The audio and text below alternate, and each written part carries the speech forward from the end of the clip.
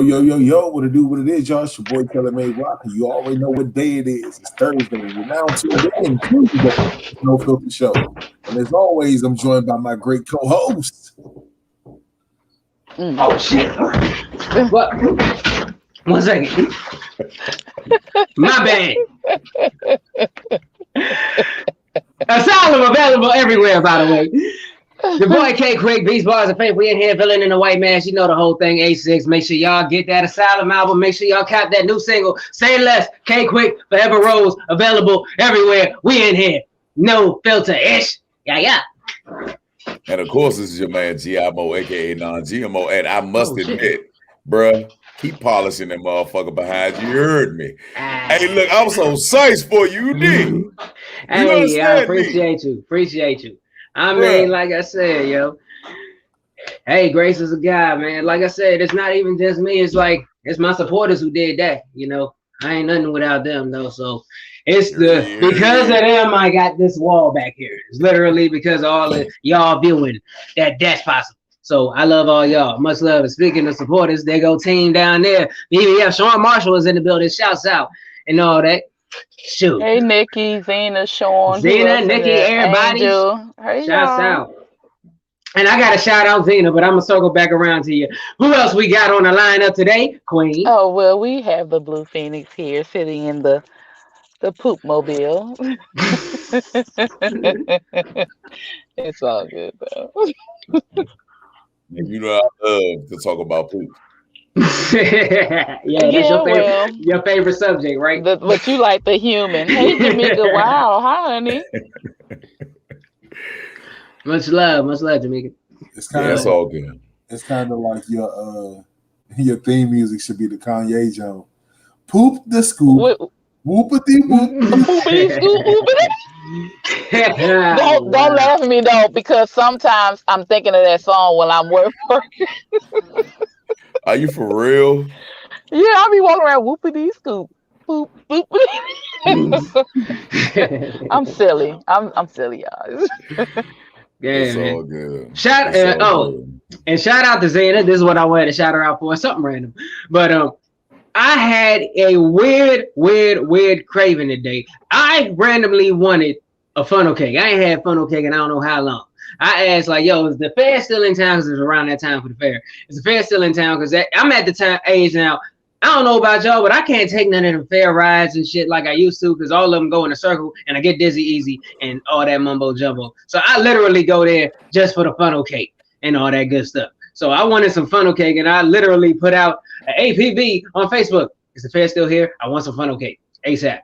So not only did I find 2 other locations in PG County where I can acquire some funnel cake that's all year round, I also received a full recipe and directions from Zena Hill on how to make funnel cake right at home. Right. And I thank Zena for it. I screenshotted the fuck out that request, and I'm going to do it this weekend.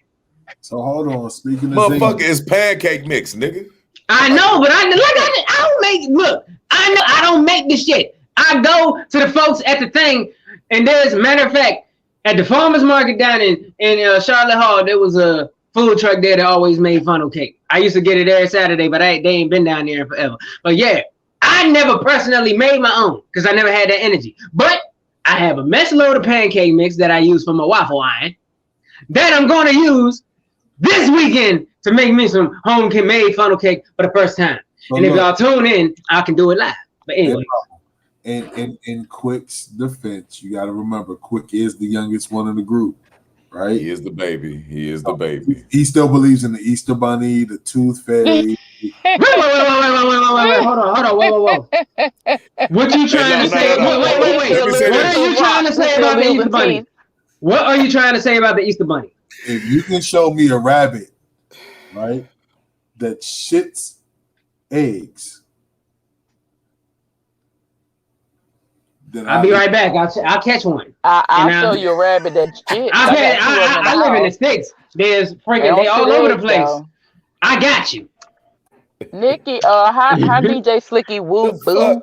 Yeah, but I ain't gonna front. I didn't realize how suspicious that was. Like we really believed in a rabbit that lays eggs. So like back then. You But at the same, Cadbury Bunny. well, yeah, Peter Cottontail and all them. You're But like, at the same time, we also believe that a Caucasian man breaks into everybody's house in the world in less than 12 hours while everyone is sleeping and gets away with it without waking nobody up and drops gets off without a trace. So let me ask you, and then eats all the cookies in your house. Would it be more believable if it was a black man? Well, at the Iverson Mall, Santa Claus is black. Nigga, it's Nikki. Oh my God, yeah. Oh my fucking God. Oh my God, yeah. I cannot believe Nikki is asking for a fucking recipe for funnel cakes. Nikki, you should have this. You're the master chef. Nikki, you have your own dessert business and all this stuff, and you don't know how to make no funnel cake. I'm ashamed. Nikki, can I say this for the masses? Okay, y'all pay a lot of money for these funnel fucking cakes, right? All you need is powdered sugar. You can get that at Giants for $3.99. And pancake mix. You drop it. Don't they put a little bit of cinnamon in the mix or something? Well, based on the directions Zena gave me earlier, you get the pancake mix and you put the water in there, but you make it thicker than you would make the pancake mix, and you put it in a plastic bag. Mo is so disappointed. He's just like, oh my God. And then you just do like this into the pot of oil or the wherever you, and then fry it in. That's where the little lines of shit, and then you just flip it over. It's pretty simple. You add sugar. You just add some sugar to the mix too. Add some sugar. I'm being sympathetic, Rock. So once again, in Nikki's defense, there's a lot more shit in Florida to worry about. You got cocaine, alligators. That is facts. y'all got to worry about not getting your ass ate up by gators and stuff. That's a different struggle. I don't want that. Y'all can have. I'll stick to my deers and all that. Oh wow! Already, Nikki? Hey, how you doing? I'm cool. I think it's the Rock and Weezy show for a little bit. Okay, that's cool. That's cool. Speaking of, what is that? She called him Kareem. Hold on, he said bring him back. Where did you get Kareem from, by the way? That's not what the K stand for. Hold on. My brother has went into defense mode. He's put up his. I just want to know where Kareem came from. Brother. I ain't talking. Oh, I can see him through the bricks. Oh, there he is. He's a brick. Wow. I cannot fucking believe that I'm sitting up here, and people are literally asking for the recipe for fucking funnel cakes. They are fried pancakes going through a fucking toaster screw. What the fuck am I missing in life?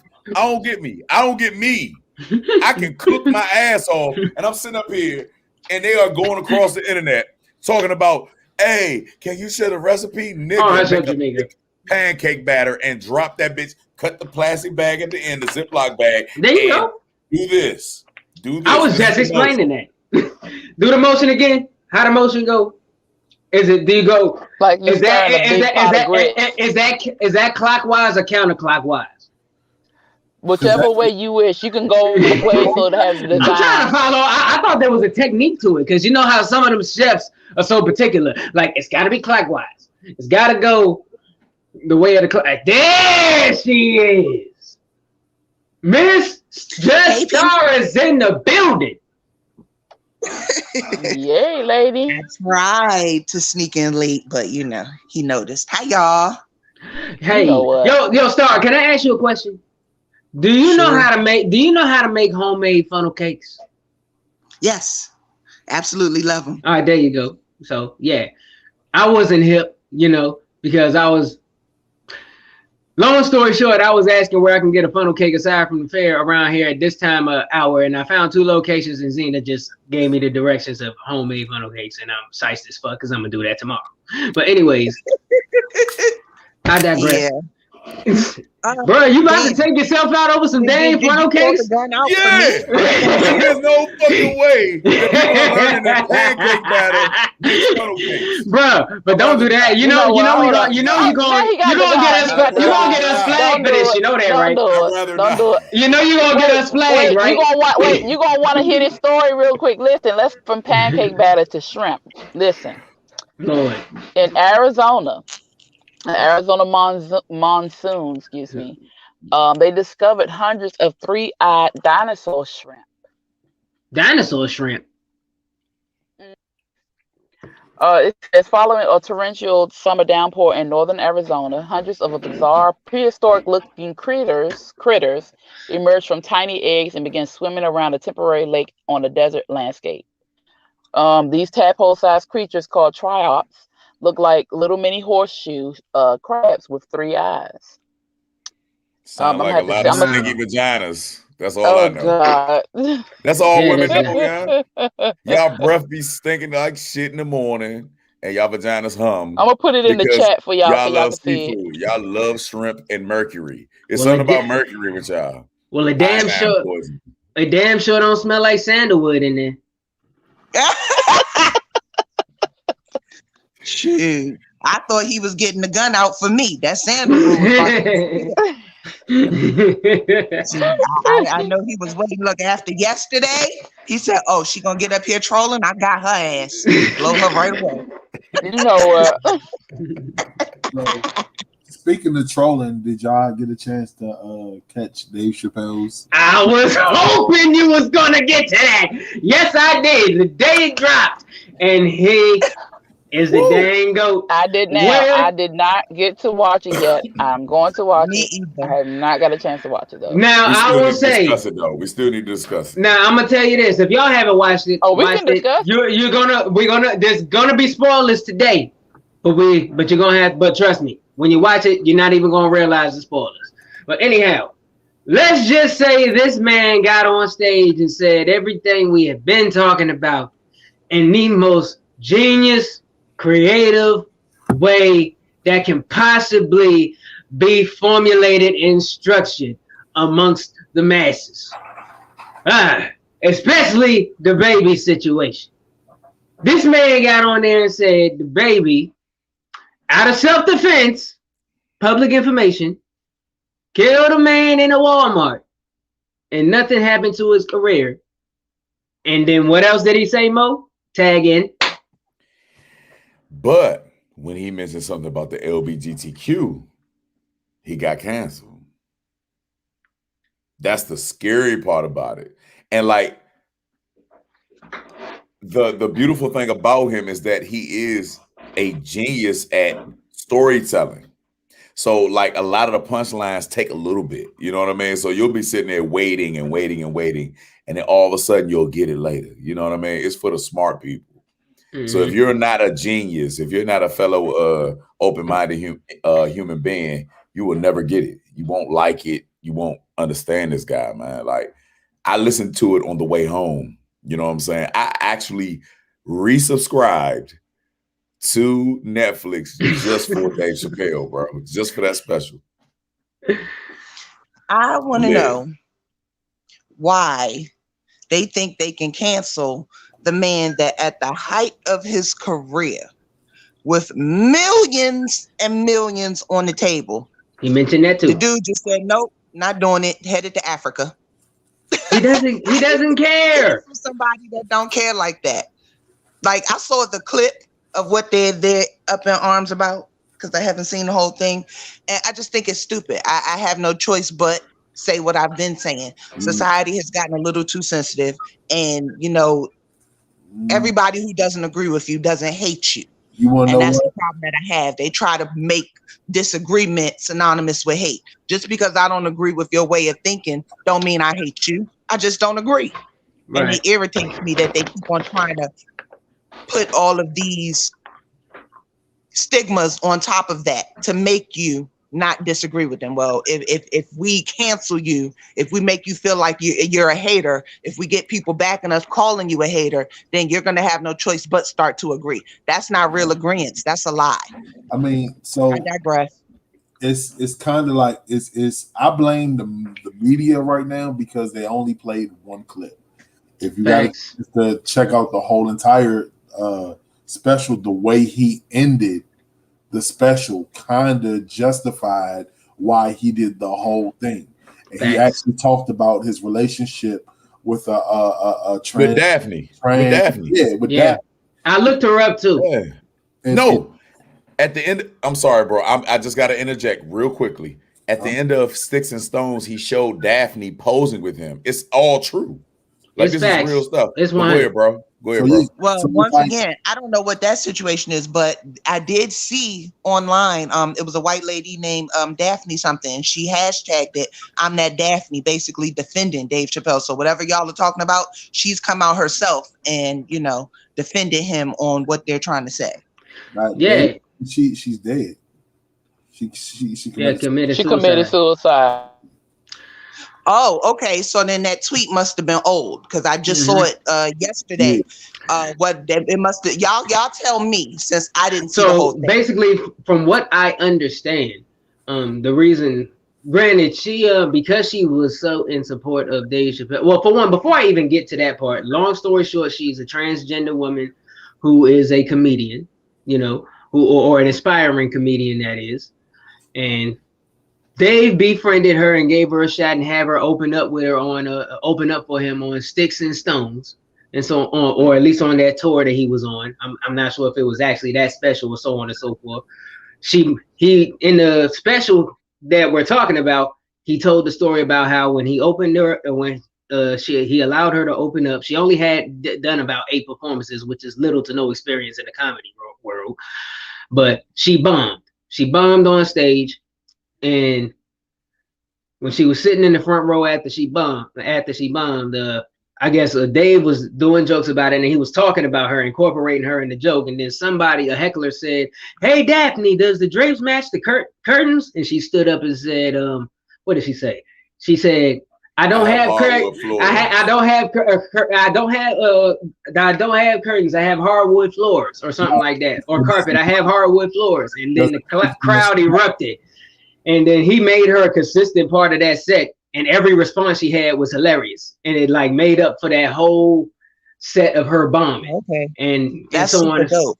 Yeah, so that's and so she that literally explains it to me more because I'm not familiar with the Daphne person, so I didn't know the backstory, but I saw that they posted a tweet yesterday. Apparently, again, it had to be an old tweet if Daphne has passed on. Rest in peace, Daphne. Well, yeah, but and just to interject, so you get I think what attributed to her wanting to commit suicide, because being that she's a transgender woman, I think it was if my information is correct, because she was in such support of Dave Chappelle and she was friends with Dave Chappelle and she made her support for him public and known,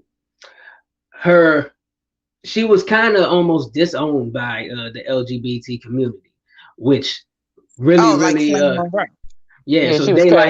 she was shunned by them.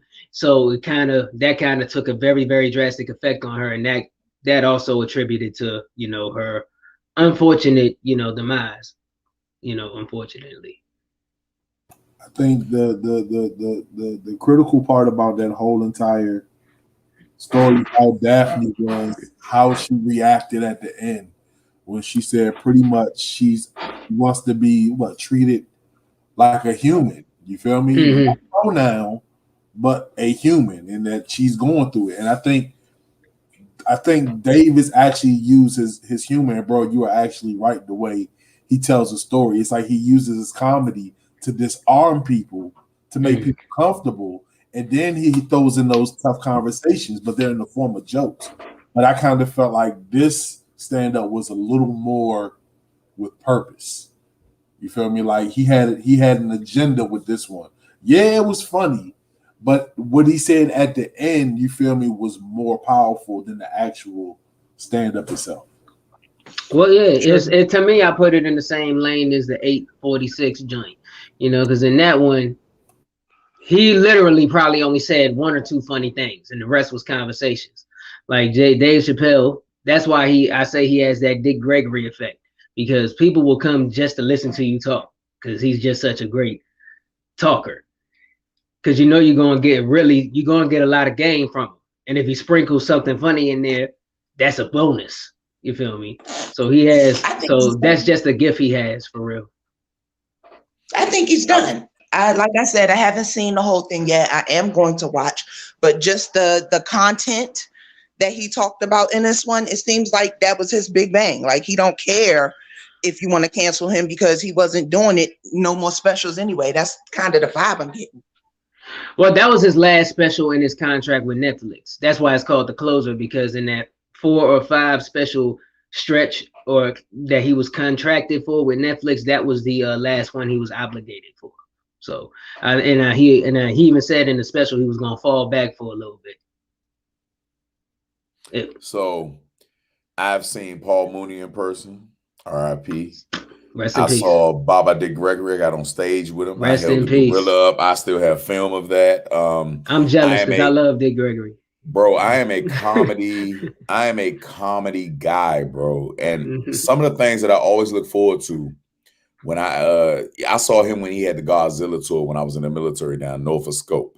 Wow. Okay. Wow. So when he first started, when he had the first Dave Chappelle show, he had the Godzilla tour. This is prior to cell phones, you know what I'm saying? Like the picture taking, you dig? And the guy has always been funny. So I've seen him revert back. So what he did was in the initial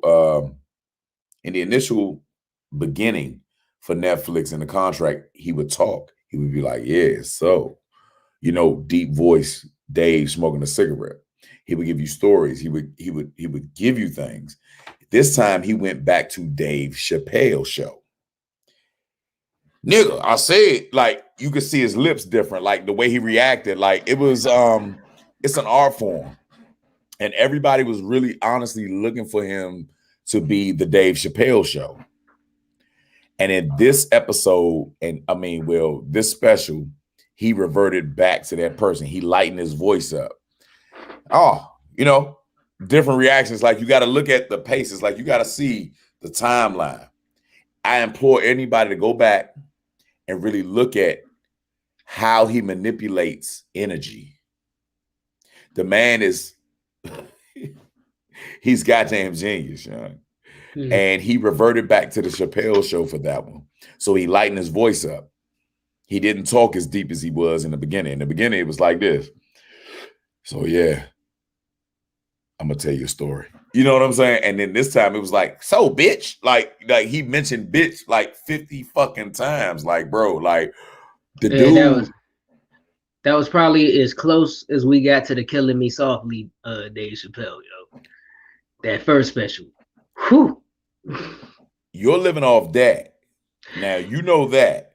But if you go back to everything else, if you go back to Def Comedy, Def Comedy Jam too. But I mean, like full on specials though, because if you ask anybody who's any comedy connoisseur, if they were to say what their favorite Dave Chappelle or like peak Dave Chappelle was, they said like, because they would say Def Comedy Jam, that was his rawest form, but he was here when Killing Me Softly hit, because that's right when Chappelle show and all that was about to blast off. Post Chappelle show, that was what was that one? I forgot what the name of that one was, but that Killing Me Softly joint, that's kind of, people list that in as their number one a lot of times when they talk about Dave Chappelle. Now, one of these ones in the stretch where the one where he had the whole Alphabet People's bit, I don't know where this one ranks yet. I gotta watch it again, but they actually put that one up there with Killing Me Softly for real, you know. But hey, it's subjective. But yeah, because he had one in between that when he was outside. That was 846. Okay, that was that one. Mm-hmm. Speaking of Killing Me Softly, y'all know the Fugees just went on tour to celebrate their 25th anniversary, and they showed up late on the first show. 3 hours, I believe. No, I think it was like 3 hours late. Yes, I read like, and I did look. Didn't we have this conversation? Phoenix? We not. I said as much as I would invest money to see the Fugees again. All three together on stage again. Just based on the history that Lauryn Hill alone has at her own shows. I would be, the only reason I'm apprehensive is because I think they would show up late, either show up late, and when they do show up, we only get 25, maybe 30 minutes of a show. And what happened on the first dang show? Goodness. I was late. And they were only on stage for like 35, maybe 40 minutes. I wonder if that's the. Hey, listen. I know people wanted their money back. This is so daggone random. But I'm sitting here, I'm listening to Quick, and I'm watching Weezy, and she is chewing the hell out of that gum before I knew it. I was chewing with her. I was just chewing with her. I'm like, God damn it, that gum look good. I'm sorry. I'm thinking when I think, and I'm sorry. Because you want to know the funny thing is, before that article even came out, before I even found that article, I said, you know what, fuck it. If they come to the DMV, whether it's Baltimore, DC, Maryland, wherever, I'm going to go see them. Fuck it, I'm gonna take the risk. And then the article comes out, and I'm like, never mind. You know what though, y'all? We've been avoiding this topic, and I gotta bring it up tonight because I feel like I was clairvoyant in a sense. I kind of knew how things was gonna go down. This R. Kelly situation. Y'all see that he trying to tell on other celebrities who have been having underage relationships to get his time reduced before they even give him the time. My question to you, Star, since you kind of got the loop on all this stuff, is that accurate information, or is that something juicy that's just they trying to float around? Oh no, his lawyer said that's accurate. He's already looking to strike some kind of deal before they even sentence him.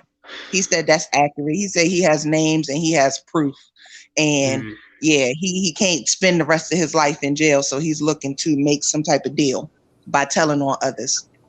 Typical bitch ass nigga. I had to say it.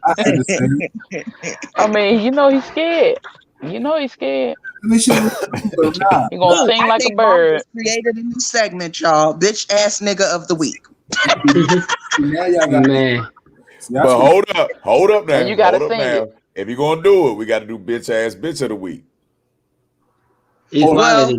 Bitch ass nigga is a noun, but so it can be a person, place, and thing. So women can be niggas too. Equality. I'm trying to. Bitch ass bitch. I don't like that. Right, but the term nigga is just like the term dude.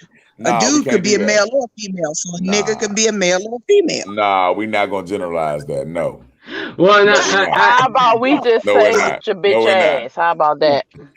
I like that one. I like that one. I like that one. That's better, Weezy. I like that one. That's why she's the healer. She comes in and she fixes shit. She's licensed now. So. See, I was thinking.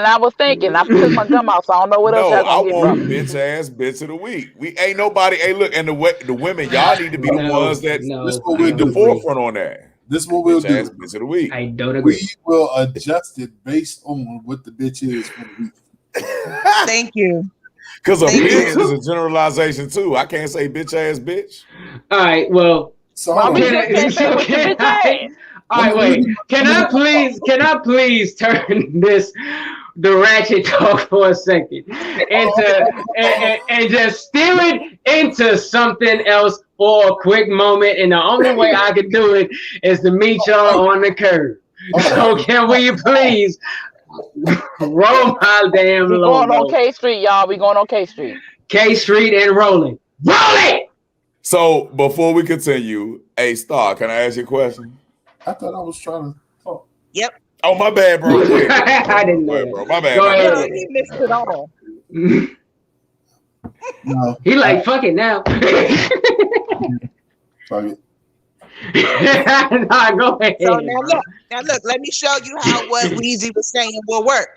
So what's your question with your bitch ass?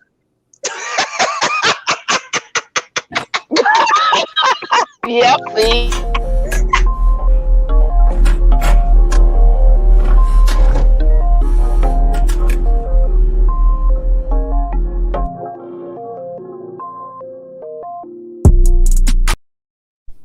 a horrible segue. What is my question with my bitch ass? Wait. You got hold it, because now we are on the block. Welcome to another edition of Quiz Corner now. Hold it in. Yo, it has been a very eventful week. And a lot of weird things have happened. A couple of days ago, a whole lot of people's lives just went to a screeching halt. People have been, to their knowledge, disconnected from the world and society as we know it, all because Facebook, WhatsApp, and Instagram had crashed on us all. Not just the US. Oh, this was global. I hit up my boy Explode. Shout out to super producer Explode. All the way over across the water in the Ukraine. It crashed for them over there too. Everybody was cut off. Whew. I take this as a big psychological experiment put on by the powers that be. How would civilians react if the very thing that they rely on for what's now known as civil communication gets taken away from them? All they are left with is outside. And trust and believe, everybody was in a frenzy. Some people weren't, but my generation, as soon as all them sites came back on, all the timelines was flooded. The algorithms was jacked up. We didn't see most of them until like the day after. But we was like, oh my gosh. People were saying I was restarting my phone 85 times just to see if this was work. I was installing and uninstalling and updating and all this stuff. Oh, people was acting up. People said they thought their life was over. This is the thing. This makes me think. How would all these public figures and all these people that use the internet, because we use the internet for everything now, what would really happen if this thing we call social media and the internet was just gone? Just like that. We'll do. I'm gonna let y'all add y'all 2 cents into it. But it was interesting. For one, how did y'all react, panel? How did y'all react? And what do you think would happen if that just randomly happened? And I turn it over. Well, I must say, why is there a brick wall?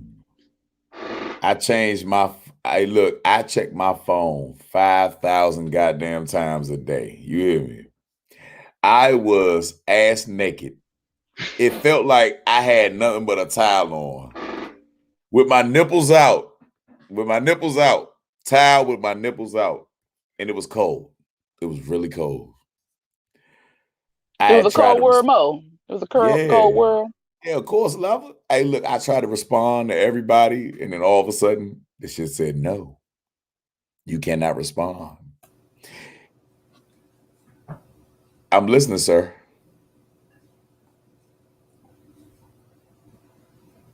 Okay, never mind. So I was trying to respond to everybody. There were posts that were made like 5 minutes before the shit happened, and I thought that I responded, and then everything got kicked out. So I think that it's time to go back to Black Planet, everybody, and MySpace. I'm ready. I still got my Black Planet. That's another thing. I saw a post that said MySpace would have never done no shit like this.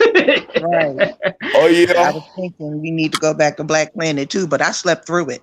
I woke up and found out after the fact that everybody was up in arms. I missed it. Now, and I'm guilty too. I didn't even say how I reacted. I'm guilty too, because business and all that stuff is held on. Y'all know how we operate online now. I too restarted my phone 30 some odd times trying to make sure I wasn't tripping, and I don't even remember how I found out through Google. It was weird. I was one of the ones who was lost in the sauce, as they call it, for the first little bit of everything. It was wild. I ain't gonna lie, I quite enjoyed it. I was in the middle of trying to post the advertisement, but I quite enjoyed it. I knew as long as my phone worked to communicate with my wife and my kids, I was straight. You feel me? Like for a second, what people thought of you didn't matter. You feel me? That for that small second, that small toxic part of your life did not matter. And you're looking at me like that. Think about it, bro. Social media is toxic as shit. I am fucking single, nigga. I am inside, bro. I am newly single. I am 40 years old, no relationship. I need to, bruh. I need y'all. I need all the energy, bro. Like I be posting funny shit on a regular now, you know? Like I don't even do negative shit anymore. Like no, I needed that shit. I need social media right now, bro. I was blown because I was in the middle of, because like I said, I got stuff out I'm promoting and whatnot. And when I found out nothing was posting, I was kind of blown. So, so yeah. Let's see, here's the thing though. Can we talk about the fact that as short as that blackout was, Zuckerberg lost $6 billion. Wow. In advertising. Wow. Yeah. Promotion alone. Yeah. Because you got to think, as big as the market is, because this is two apps now. This is Facebook and Instagram. That too. I didn't even know that was tied in, but hey, it is. But like you know, in the same entity. So the promotion, advertisements, sponsors, and all that goes across all three of those brands. The 15, 16, however many hours it is, that's a lot of money. Because those things run on the hour, every minute. So that is a lot of money lost when you think about that. It's crazy. And I saw a meme where somebody say, dang, you just spent $6,000 on a BBL and ain't nobody gonna see it. That was hilarious to me. Oh, speaking of which, did anybody see the meme that I posted? What did it say? It was a fine ass woman, right? Pre-BBL, correct? Right. She had the hips, the butt, everything, right? Her figure was hourglass.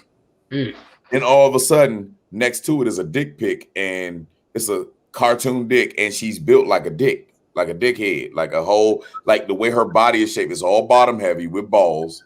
Her butt cheeks are balls. She has this skinny shaft that goes up, and then all of a sudden her titties come out.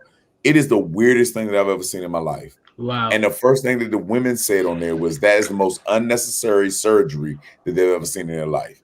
I need the ladies to talk about it. It really was. All she had to do was just probably stop eating bread, and she would have got the shape she wanted. I'm like, look at her body. It was good. It was a nice body. She had a nice body. And now she's squared. It's like, what is the fascination with looking like you ran a freaking body shaper? I don't know. Why you want to look like that? I think for me specifically, if I had anything to say about it, I would just implore women to look deeper. You feel me? Because like, okay, Scarface is married, right? A lot of the celebrities that put the women with the BBLs and the implants in their videos are married to women who, you know, are, although beautiful, regular. No implants, no booty shots, no BBLs, you know what I'm saying? Most of them went to college, you know, have a small degree or didn't go to college at all, but been the high school sweetheart. The point is, the women that they marry look like you before you go see Dr. Miami. So while you're trying to be in the video, the woman without all the extras ends up being the wife. So I feel like they should just be looking a little deeper. Well, and nothing's really changed. Stuff has just evolved over time, because now where women are just getting surgeries to make their bodies look a certain way. Back in the 1600s, however long ago it was, I forgot the exact century. Back when women used to wear those corsets where you had to tie them in the back. The women would literally be really small. Women literally broke. Women literally broke their ribs with those corsets that had bones in the side of them, like literally broke their ribs to give the illusion of that hourglass shape. So women were literally breaking bones. Their organs were crushed together. You know that a lot of them also were dying. They didn't just break their bones. See, that's the thing. When they tell you, oh, this works, oh, this look good, they don't ever give you the backstory, because then they won't be making money off of you. Everything that we deal with in the social media world is consumerism. Everything has to be able to sell. Your voice has to be nice enough to sell. Your look has to be cute enough to sell, all this other stuff. But as far as those corsets, especially the ones with steel bones, because I actually like corsets, but back in the day, women were dying because it would squeeze the midsection, and then it will force things like your stomach, your intestines, your pancreas, everything to just drop and sit on top of each other and not sit in its normal place. So then she went to the bathroom, excuse my bluntness, to take a shit, and she never come back again. That's where her life ended, for trying to be super, super bony. Like it's I think it's time. I feel like we're all old enough to get out of the unrealistic standards of what beauty is. Like even Janet did it when you were talking about them breaking their bones. Remember, she got 2 ribs removed so she could look skinny. I didn't know that. So yes, she got 2 ribs removed when she was younger. Marilyn Manson was for a different reason, though. Yeah, but Janet did it. She admitted that, you know, she had always had problems with her weight. Like, to her, seeing Chunky Penny on Good Times, we thought, oh, that's the cute little kid. She thought, oh my God, I'm fat. And then she had people around her telling her that she was fat. Her boobs grew in early. She ended up getting breast implants eventually, but before that, as a child, her boobs grew in early. So they used to take her boobs down on Good Times so that she could still look as young as her character. And all of the pressure of that made her just get 2 ribs removed in an effort to try to stay skinny. And to me, that's just unnecessary pain. Go ahead. So basically what you're saying is women are willing to die to be repaid for their surgeries, because the only reason why women are doing it is only to have an OnlyFans and to attract more money. They spend 10 grand on their bodies and then they expect to get that shit right back in return. Absolutely, that's how they feel. Oh, well, it's becoming so commonplace. It's becoming so commonplace that men are so underground now. Real men are so underground, not bisexuals, not true men are so underground when it comes to women that they are looking at men in public with women that are natural, and they're just looking like, how? Why?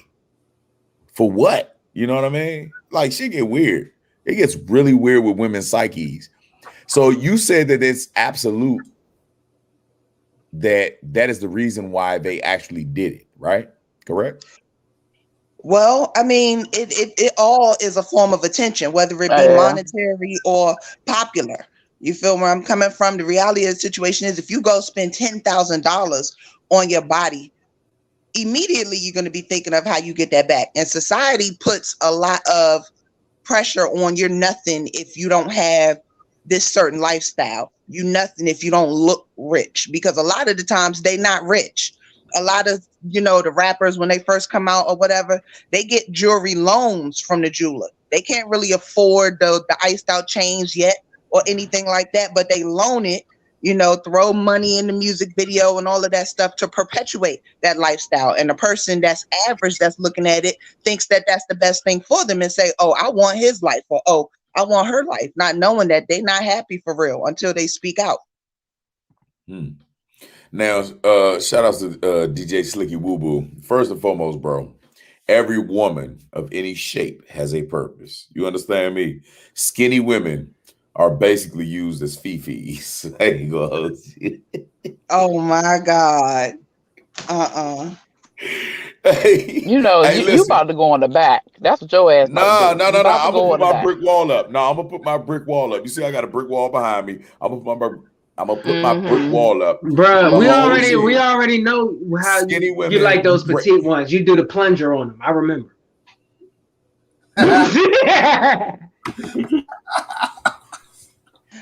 Put your hands down.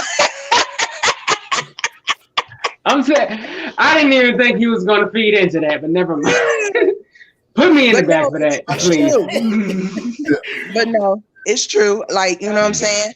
I lived in Southeast a few years ago, what have you. I went to the daggone ice cream truck to get a snack, and there was some teenage girls there. Like, the oldest one looked like she was no more than 17. You feel me? And they got in line behind me.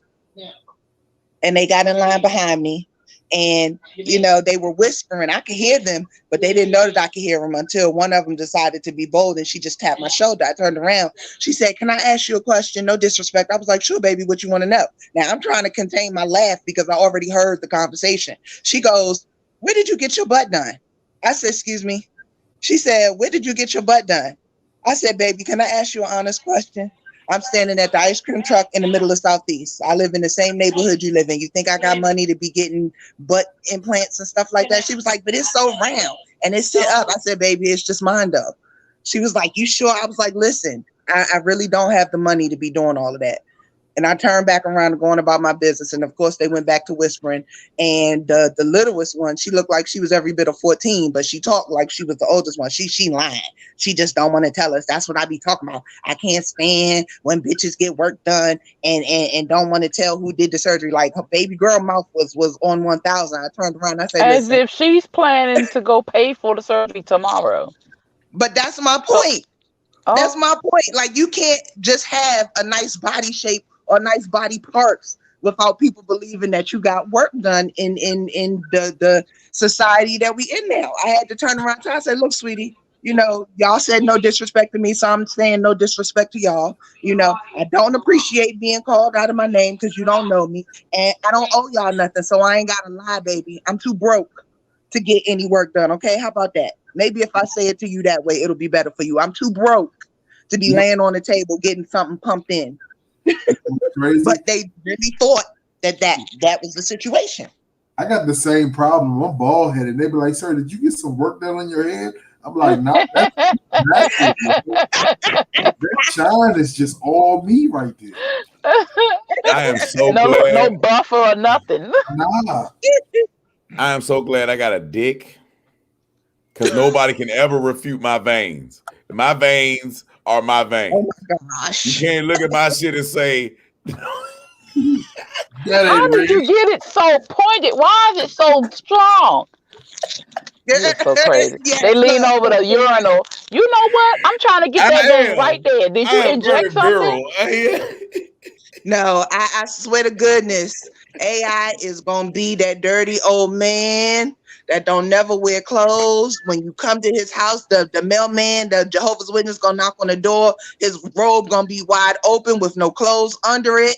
I swear to goodness, just now. We're quick go. Actually, hey, look, the scary part about it is that I'm actually a real lover. Like, I am a sweetheart. Like, in every aspect. Don't doubt that. But you know what else I noticed? You are a clown and you love shock value. People be talking about some, "Hey girl, look at it. Look at it. Look at it. Look at it." Hey, yeah. Go ahead. How you got the voice down though? How you got? He's like, "I shaved it. I shaved it. I keep the shave. Look like a young man." My coin purse stays now that is one thing. I stay shaved. I stay shaved. I have sacrificed life and limb. I have cut my nuts 50 times a month. You hear me? To make sure that I never have a shag. And did y'all see the meme that I posted of the blonde-haired woman with the BBL? That is the most disgusting thing. I just want to say something. BBL. I thought that was. This is a record. Quick didn't come back yet. You look. Not yet. And for everybody who's not sure, that's he didn't even peep in either. Not yet. And for everybody who's listening to us that is not sure, a BBL surgery is called Brazilian butt lift surgery. They have something called a mommy makeover where you get the Brazilian butt lift, you get the tummy tuck, and you get the implants too. Like, there's different forms of surgery. The most famous one currently, though, is the BBL, the Brazilian butt lift. So I have a good question. Where they do the tummy, where they do the liposuction and all that shit. So I have a confession. So when I first heard the initials and everybody was talking about it, I thought they was talking about a bomb ass sandwich, like a BLT, You feel me? Hey, bro, look, I was just sitting there like, dog, everybody's eating this sandwich, and I seen no advertisement for it. What the fuck is going on here? So, yeah, my bad. I was hungry.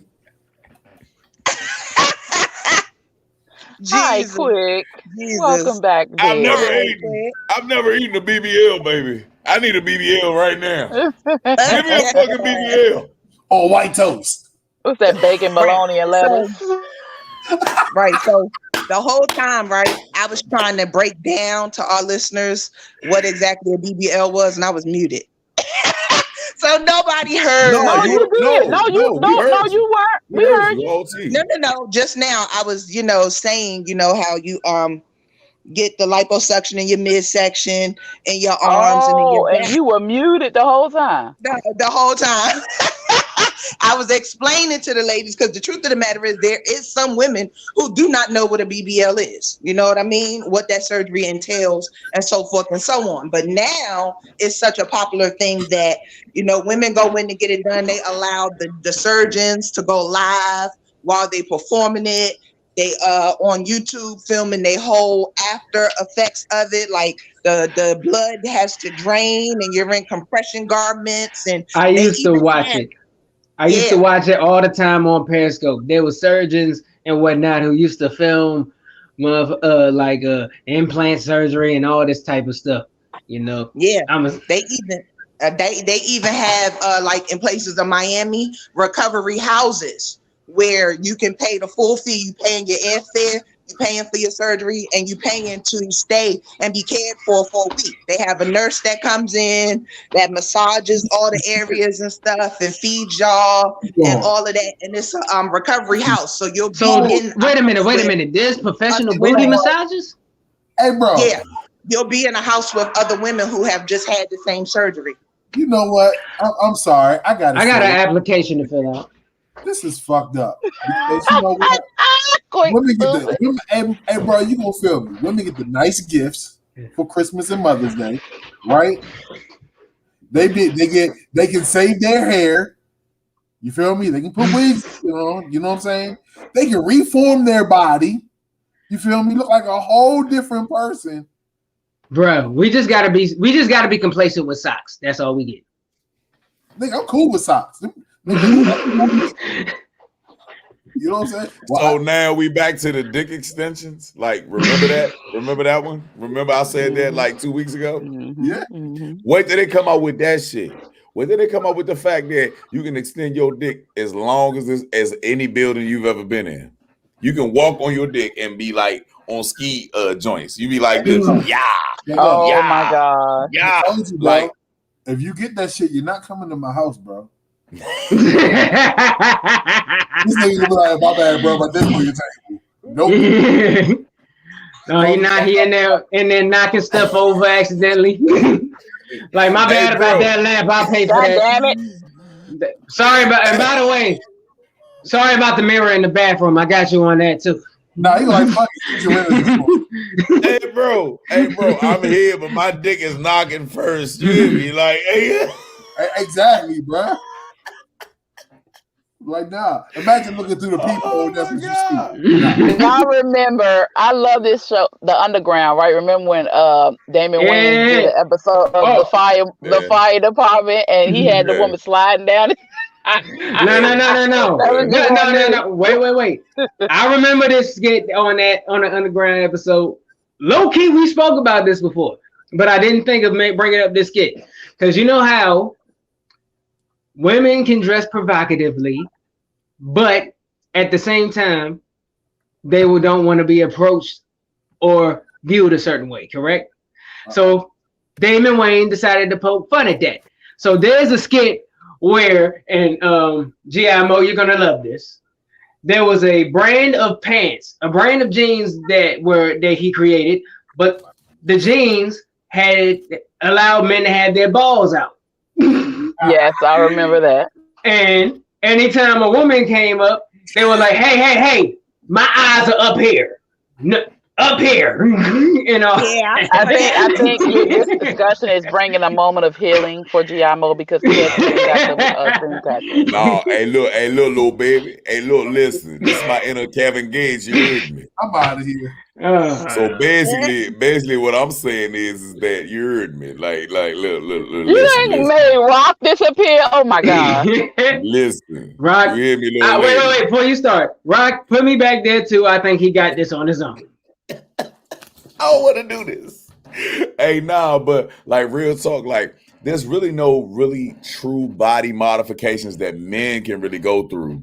You know what I'm saying? That really appeal to women. Like you figure like at 20, you know what I'm saying, and 18, like a lot of us were already damn near in shape. And then if we weren't, we'd start getting in shape. You dig what I'm saying? Like 30s and 40s for men are like peak hours for us. Hold on, bro. We can never change our dick size, bro. Like it just doesn't work like that. The only thing we can change is our mentality when it comes to getting at that ass. You heard me. Hold on, so bro. like real talk. Like some dudes are real scared. Real skilled at eating. Some guys are really in tune with foreplay. Some guys are really in tune with just direct action. You did. It all depends, man. Women are so dynamic, man. But the one thing that they fool us with is the actual surgeries, bruh. Remember the guy. Excuse me, sir. How you doing? I'm not that old to have penis implants. I don't need penis implants. I'm sorry. First of all, I wasn't going to go there first. I'm a roadmap. Y'all do have female equivalent surgery to BBL. It's called ab etching, where you get liposuction on the stomach, you get cuts, and basically they stitch you back together so that when you heal, you now have the cut up abs like somebody else. And don't forget, men still who don't want to take steroids inject cortisone into the biceps and triceps to appear to have more muscle. So men do have their specific. Wait. I've seen those bicep injections. Those look like the most. I've never seen one. I never seen one that looked realistic yet. Somebody might as well have put balloons in their arms. They like so fake. Thank you, Zena. And besides that fact, as far as penis size, they like men. That was the first thing that you mentioned. You can buy cock rings and dick pumps damn near any corner store. I don't need it. They like men. Come on. Wait a minute. How do the rings change that? How do the rings do that? Cock rings are put around to kind of help keep your erection up. I'm about to say, what the hell does that do? Hold back your ejaculation, bro. It's to keep you from premature ejaculation. Modification. But yeah, that's not modification. Hey. A dick pump. Well, at one point. Well, yeah. But I at one point considered getting a breast reduction. So I used to watch the surgeries and stuff too. But I never did it, for one, because I was scared I was going to lose feeling in my nipples. And that's the one place I don't want to lose feeling in. Okay. Somebody got to suck them Jones and I want to feel it. So I never got them. Go, girl. I never got it done. And so now that I'm older and I'm coming down in weight, my boobs are going down. So I'm glad I didn't do it. Yeah, I was considering a nose job when I was 7 years old. And again, yeah, I know she didn't do it to be mean. Now I got to put a disclaimer because everybody be like, oh, your grandmother was so fucked up. No, my grandmother is old school Southern, you know. They all are, you know, the Indians on the side of the family. They all got these little cute noses. I'm Jamaican, per my father. That's West Indian, whole other thing. I got this fatty. When I was 7 years old, she was pinching my nose to see how it would look skinny and said, you know, you would be so much prettier if your nose was smaller. So that stuck with me for like at least until I was 35. So literally only a couple of years ago did I decide it's pointless because I look at, you know, like Lil' Kim. We all thought she was beautiful and she didn't. And I look at that nose now as opposed to the nose she had. And, you know, Michael's nose fell off a couple of times. So I said, maybe I just need to leave this alone. Go ahead, Mo. So let's talk about body dysmorphia. Let's talk about that because there are attributes and there are beautiful things and that everybody comes with. You dig what I'm saying? You are only born in one body, one shell. You dig? You never choose to be alive. Like somebody chose it for you. You know what I mean? What is it with women and body dysmorphia? Men will work out. We have to take steroids. We'll build up. We have to take extra testosterone in order to have 8-pack abs and all that shit. You did. But other than that, what is it with women and body dysmorphia?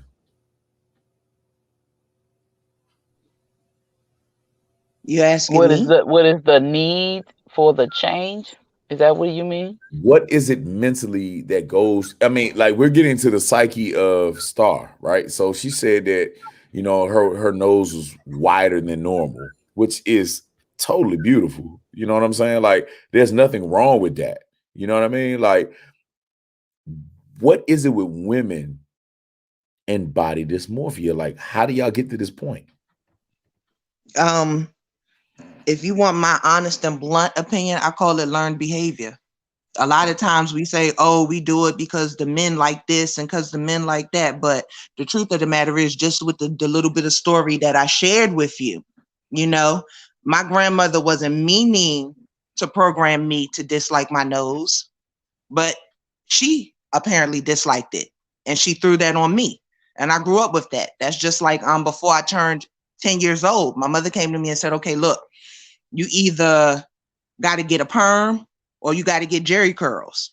I thought Jerry curls was whack, so I got a perm. But she inadvertently taught me when I was young that my natural hair wasn't manageable enough and it needed something more. So it's learned behavior with body dysmorphia, you know, your parents and, you know, your lifestyle and who you live around. You don't realize that a lot of times they give you bad bones about yourself and stigma, but they do. And a lot of it's often, you know, if you're not keen on mental health and things like that and trying to work through issues that you don't even know you have, not even knowing that you need to see a professional, it just sits and it festers until it's just out of control.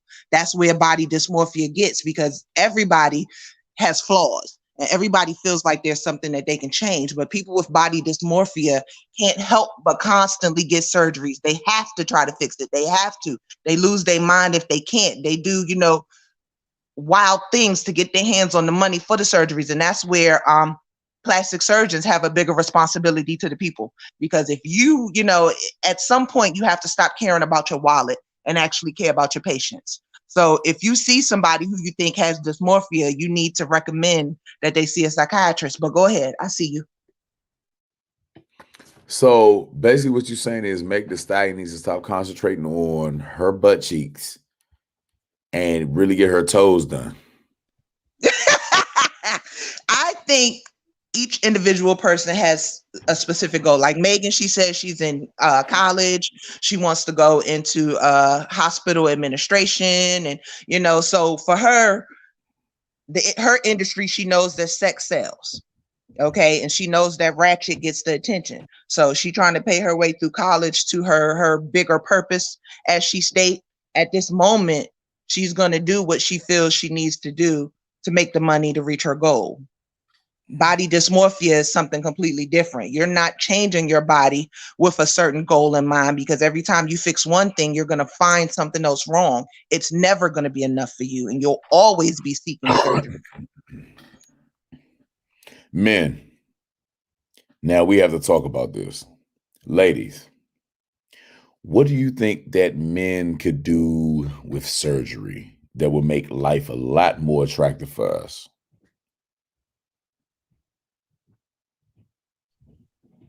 I don't know.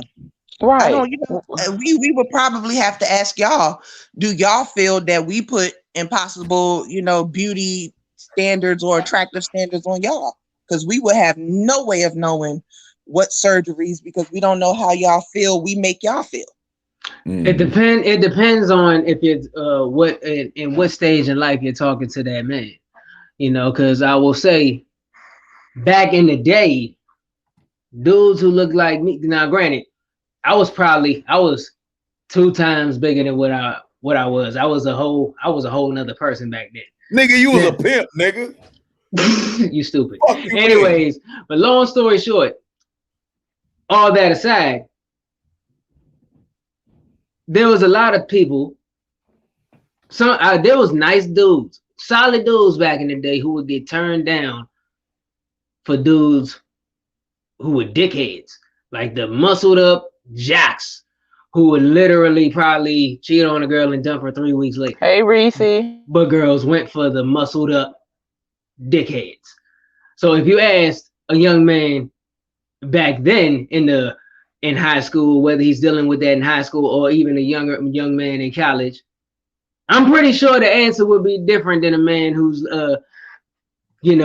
had a little bit more life experience on him. So for real,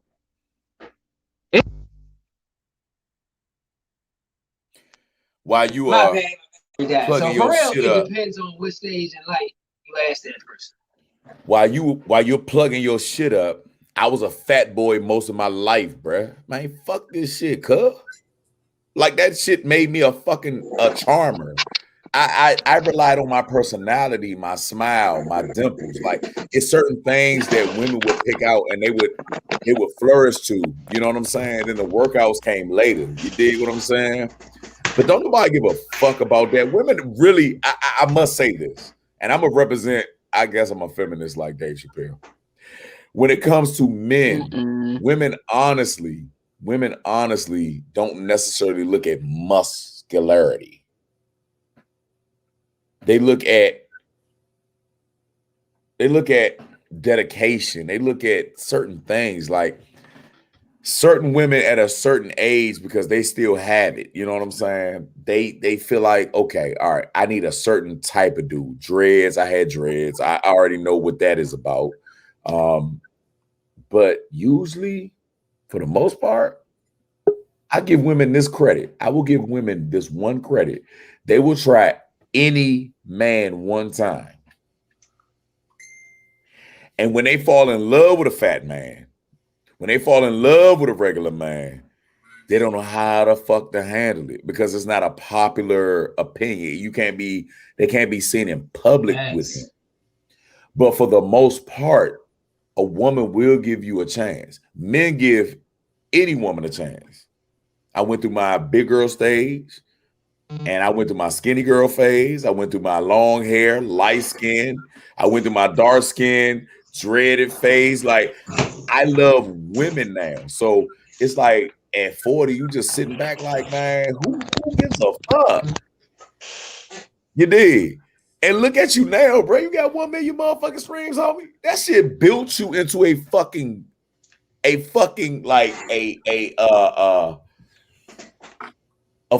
mountain, homes. Like everything you went through, everything that all men and women went through mentally and emotionally when it comes to aesthetics made them a better human being, because it's just like, I got to look at the smaller person before me. You dig? You know what I mean? Like, once you start loving other people and you be like, yeah, I've been there before. So I love myself and I love them, you know, like no matter what I went through. You know what I'm saying? You get older and you start finding out that people just love you for who the fuck. Somebody got to love you, bro. If niggas can love ugly ass dogs, bro, they love. There's somebody out there for somebody. Now, whether or not people are receptive to the people that care for them is different, but bro, nah, fuck that, bro. That shit makes people monsters. That shit makes you more successful in life. Like, nah. I don't never judge, bro. And I always wondered about big girl vaginas and everything, bro. Like, have you ever like sat back like midget vaginas and everything like that? Like, I don't give a damn. I want to know what it's like. Like, okay, all right, so nobody likes you because you're a midget. Will you take this dick and like really like let me see what you're about? What happened to what the hell? Fuck your big nose. Fuck how big your nose is. What that pussy do? It's like, no, fuck it. You so irritating. But no, I think, in all honesty, I think people forget that we are not one-dimensional beings. You know what I mean? I have layers to me. You have layers to you. And, you know, we tend to forget that. Like, if you really, really look at the world that we live in now, the world is spinning on confusion and misunderstanding. And it's just ridiculous as hell. You know, it's like, I feel, I hate to say that I feel like the human race has lost the art of the conversation. Okay, so speaking of that, because lately, for some reason, I have been talking about physical manifestations to myself, because that's what keeps coming up. So with the confusion and chaos and then all the surgeries, we must remember that all the things that are happening are just physical manifestations of what's been going on with our mind, mental, emotional, spiritual beings.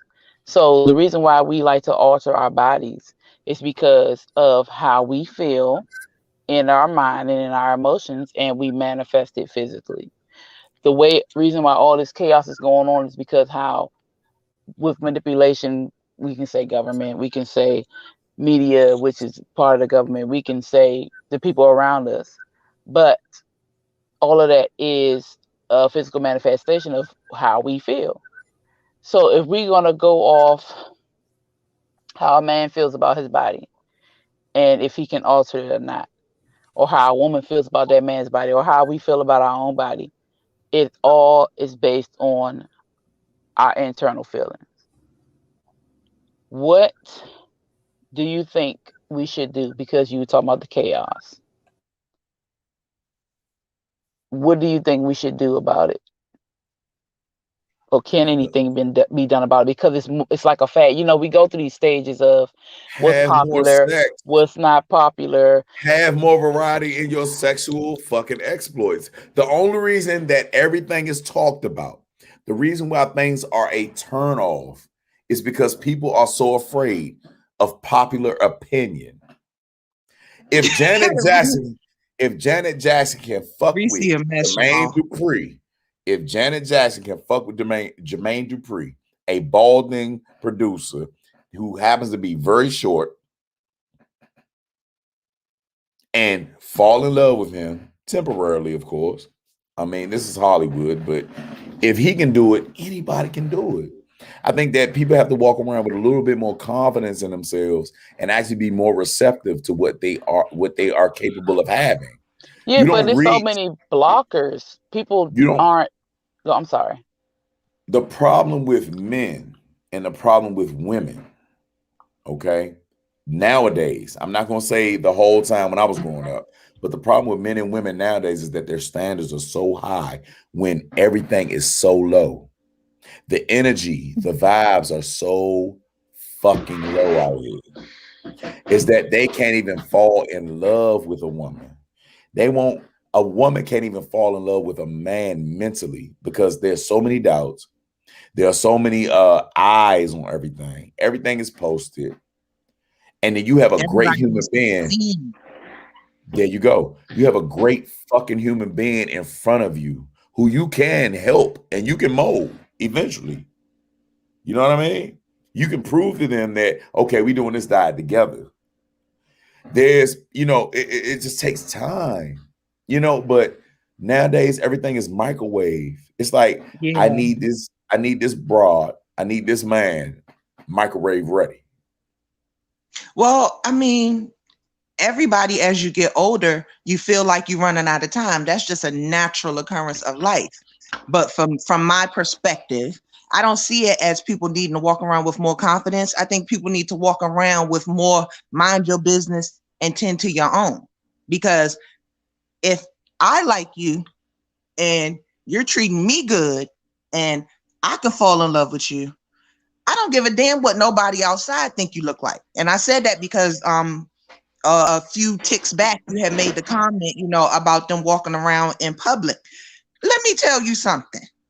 I don't care what nobody else got going on. Really, Rock. Mine. Huh? Look at this dude's picture. I'm just saying, I see, but look, he's trying to reiterate my point. He a mess. But see, Ronald Isley is something completely different because at the end of the day, everybody knows who he is. He's a celebrity. They know that he has money, or it's presumed that he has money. So a lot of women will have no problem with being in public with him. What's their motives? I'm talking about true blue relationship. I'm feeling you, you feeling me. I don't give a damn who think you ugly because you're not theirs, you're mine. What matters is that you understand that I think you're beautiful and I make you feel beautiful. If I think you're beautiful and you think you're ugly because they think you ugly, we're going to have problems in our relationship That because is our a big relationship is problem. me and you and not them. And I think that's why I said a lot of people need to walk around with more mind your business and tend to your business. Because have you ever been just walking around and, you know, just random thought, you seen a couple and you was like, damn, I hope they don't have no kids because they both ugly. It may be a thought, but you didn't say that out loud. But guess what? They're beautiful to each other. So that's a beautiful relationship. You feel where I'm coming from? That's what it really boils down to. How long can your shit last with you letting society seep in? A relationship is between two people, not the mama, not the celebrity over here, not the girl down the street, not the cousin. Oh, girl, he tried to talk to me in 3rd grade. Who the hell cares? You feel where I'm coming from? When you get with that person and you build with that person and you're working on him and he's working on you and y'all working on each other, that's what matters. Everybody else shouldn't be in your relationship. That's where the problems start. And that's why relationships don't last. And that's once again why the situations have been presented. Look, I ain't paying his ass no more. I see him though. He went back in the day with that one. Very long relationship, long enough where I told this man everything about me. There was no secret whatsoever. And we were going through something and I wrote him a long letter pouring my heart out just to keep us from arguing. Now, mind you, now when I say a long relationship, I'm talking about longer than 7 years, a long relationship. This fool thought it was cute to show his friends the letter because he was mad that I wouldn't just, you know, do what he want me to do. When you break trust like that, that's where the problem comes in. That's why I was teasing you last night, Mo, and said you're jaded. Because the reality of the situation is it's not per se, it's not per se jaded, but somebody has betrayed your trust. So now it makes you look at females a different way. And I get it because I've been there with men. People call me jaded. That's why I teased you and called you jaded. I'm like, shit, if, you know, betrayal that I haven't been able to get over is what makes me jaded, then we all are fucking jaded because we've all been betrayed at some point in time in our lives. That was my point. But you can choose not to remain that way. Absolutely. You choose not to remain, you know, so yeah. Some people just don't know that they're that way. Like people have been calling me jaded. I just thought it was funny. I didn't care. Okay, you think I'm jaded, so what? But when I actually sit down with myself and think about my feelings towards the opposite sex and the relationships that I want, my feelings wasn't matching up with my wants. So it wasn't going anywhere. You feel where I'm coming from? Like I've been single for years now and my inbox, a lot of niggas is on red. When I walk down the street, I ignore them. I'm polite. I say hello, but I don't want to stop. I don't want to talk to you. So that would just give anybody on the outside looking in and say, okay, she must be in a relationship because she ain't trying to be bothered. No, it's because the headache of getting to know someone else, putting myself out there to attempt to trust you and you possibly betraying me had weighed on me mentally to the point where I didn't even want to try. Even though I wanted a relationship and I wanted to love and nurture somebody, my actions wouldn't show that because mentally I wasn't ready. So where are we as a society missing the point? Now, I have shallow how syndrome. I've had women look at me on dates and it's not the atypical woman that they think that I should have. You dig what I'm saying? Wide noses, big bodies, you heard me. Cellulite. You know what I'm saying? Because I rather enjoy their company because I find that I pick out women that are way more humble. I've dealt with a lot of women with big egos, right? And I always find them to be very shallow, very into themselves and think they still got it. And I don't tell them to their faces that they ain't shit or, yeah, your teeth fucked up or whatever, whoop-de-woo, right?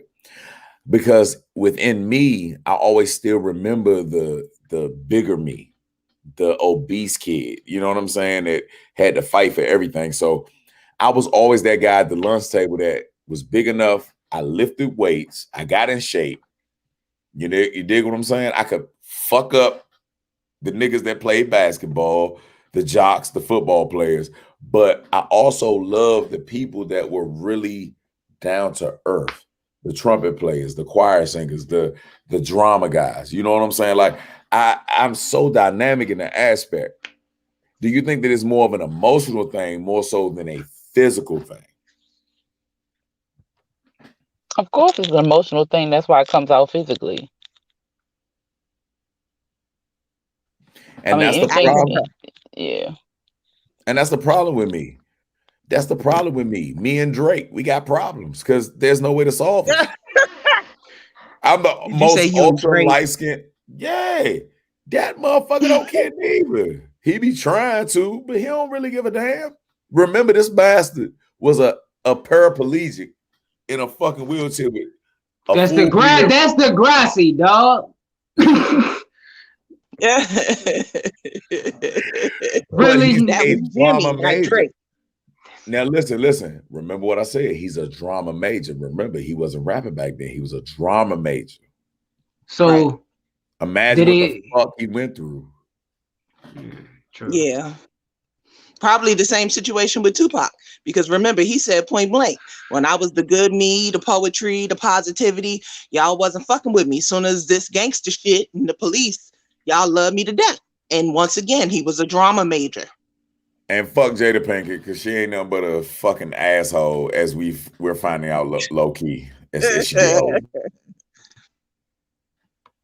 Yes, that's the funny thing. Why do we go after the bad boys? And why do the boys go after the bad girls? I don't think that's as typical as people say. Like, okay, so I did catch Reese's comment quite a while back where she said she didn't like the bad boys, she liked the nerds. And I completely agree with her 100%. I wasn't looking for no damn bad boys, in school. The ones that everybody else wanted wasn't the ones that I wanted. My problem. Yeah, that's me too. I never like when people get a lot of attention. I don't like that. My problem, that I actually was getting ready to say, so it kind of came full circle for me. I was going to ask y'all, have y'all ever been in a situation where you get with a person that may not be popular or not getting attention from everybody else after you get with them? Like, my problem is I believe in nurturing and building up. So if we together, I'm going to compliment you. If there's things that I can tell you or give to you that's going to, better your quality of life or whatever, I do that. The problem is I'm building these nerds up so good that now they head is swollen and they feel like I'm not good enough. And they want to start cheating and doing irregular shit. So that's what my personal problem has always been. So it's like, have y'all ever been in a situation where you've built somebody up to the point where the pedestal you put them on, they now feel is even too high for you? No man has ever been in that position. You've never been with a girl and... No, man. No, because it's usually the girl who wants to change the guy. I've never seen or been in that situation, but I've personally never seen a situation where it's the guy on the side of the one being the one that's molding or building up. It's always because the girl has the choice at the end of the day, for real. I'm glad that you put it that way, because now I can ask y'all as the men directly, what do y'all feel women do that's trying to change y'all? Because see, what I just explained, I was talking about being a helpmate. You feel where I'm coming from? That's like if you're trying to start a business and I know about payroll and me breaking it. It's not me trying to change you. It's me trying to help you get to where you want to be. So the fact that was the angle that you got at, it makes me ask because I was going based off of what we were just talking about. Right. But that's what I'm asking you. What's the difference between, from a male's perspective, a woman trying to help build you up or a woman that's just trying to change you? Well, a woman who's trying to change somebody, like, granted, if you do, for one, building up, when I say building up, someone who gives somebody a shot, gives them a lane to help them do whatever they want, whether they building a business together, whether she's helping him with his dreams or giving him encouragement, that's one thing. As far as changing, there is women who take dudes who they know are, whose character is already, who basically already are who they're going to be. You feel me? They're either already a straight dickhead or asshole, but there's something that's attractive in them that they like, so they grab him and try to, in their mind, they can change him into that loving person that they feel that they want in their mind, but it always does not work. And it doesn't always have to be the asshole. It can be another type of person. But when somebody's character is already set in place, there is no fucking changing them, because they don't want to be fucking changed. Who they are, who they're gonna fucking be. That's the difference. I feel you on that. I've never been in the seat of, oh, I can change him, but I do feel you on that. Like, I see that every daggone day. And that's just something that, you know, even as a woman, I wouldn't try to hide or try to lie about. I see plenty of women trying to change dudes. But for me, it's not that. Okay, so I'll give you an example. Let me put it in perspective to you this way. So you said that you used to weigh a whole lot more, right? At my heaviest, I was 380 pounds. Okay, so let's say you and I were dating and you were at your heaviest. Mm-hmm. Now, every day that we're together, we're fine. The relationship is great. But one day you go to the doctors and the doctor says you have diabetes. So now I'm bringing you more vegetables, more fruits, and encouraging you to go to the gym with me. Why? What my question is why in a moment like that do some men feel that she's trying to change him? Never mind the fact that maybe she just wants him healthy because she loves him. What? Well, I will allow me before you go off, because granted, I was there. Now, I will say truthfully, some people are just stuck in their ways. The way something like that works, something has to shock you. Something has to kind of give you a bad. Can y'all hear me still? All right, good. So yeah, because the mic thing, let me plug this up. So anyways, what I was saying, something has to give you some type of natural reality check, in a sense. You know, so something like the way God works, God has to shock you. You feel me? With me, when I was at my heaviest, and I met up with my health coach, who's my health coach now and mentor. When I met her for the first time, I stepped on the scale for the first time in a long time, and I saw that number. That was the first time I actually saw how much I actually weighed, and it showed that I was 20 pounds away from 400, and it scared the hell out of me. That was my, like, all right, this is a problem. I'm not about to be 400. And high blood pressure and diabetes runs on both sides of my family, and I don't want no parts. Something has to trigger in that person's mind to make them want to change. As much as you want them to change, unless they want the same thing for themselves, it's not going to work. They can set in their ways and they'll get mad that you're trying to force something on them. They can probably they can be insecure about them because in their mind, they're probably in denial that there's a problem. You know, like they'll be like, what you trying to say? Like, what you, are you trying to tell me something doing all this? You feel me? But me seeing that number, that's when I realized it was a problem. That's when I realized there's a problem. Some people may have to be diagnosed with diabetes for it to be a reaction out of that. Or some people who are a little more stuck in their ways, unfortunately, have to be more drastic. It depends on the person.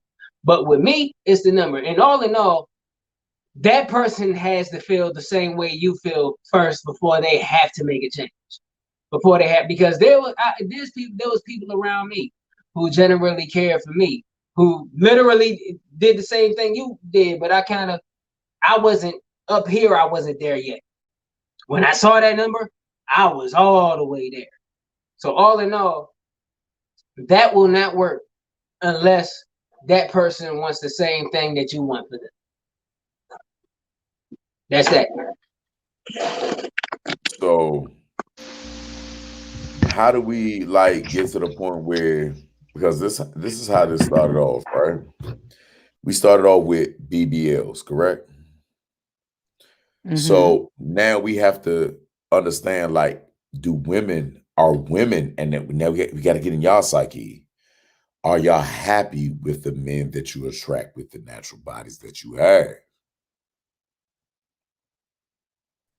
I don't think it's the man that they're trying to impress. I think that really just depends on what it is that you're looking for. You know what I mean? Like, don't get me wrong, looks matter to me, but they're not the most important.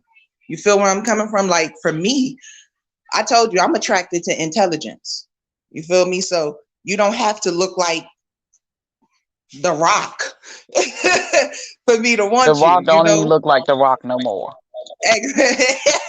And that's another thing. And I think that fool look like he looked like the boulder.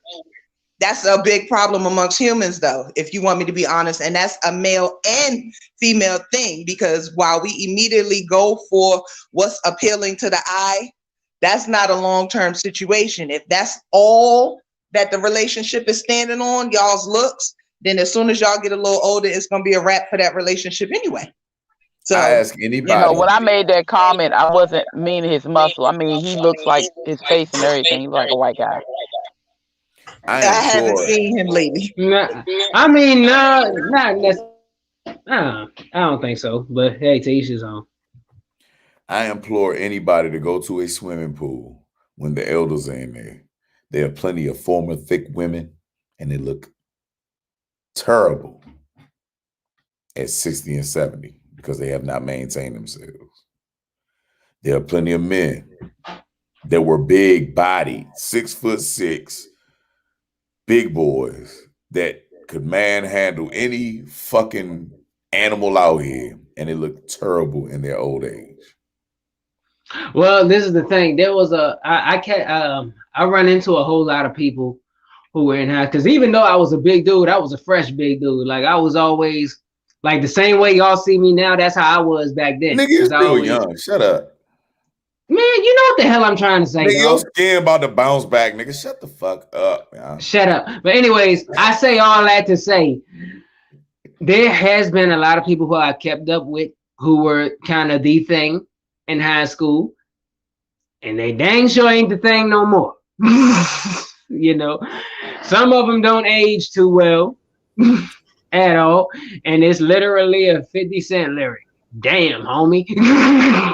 You know the rest. I like the phrase, you know, you used to be a roundaway girl. Now you're just a fat bitch from up the street. Where that saying from? What's that? What's that Martin? Sound like J-Ho. Oh, was that Birdman? J-Lo. Used to be J-Ho before you became J-Lo. Oh, well, that one. Yeah. Jesus. You know what's crazy is that all in all, we gotta get our mind right, because if you don't have your mind right, you're gonna keep trying to change your body. So let's talk about this. How receptive are we to love and people that do accept you for who you are? Do we start getting greedy as human beings? I think we overlook it. There are plenty of people out there who, you know, will do you good, but people have their type and things like that. You feel where I'm coming from? So they kind of ruin it for themselves before it even gets started. Like me, I've never considered myself to have a type, but I always say I won't date younger men.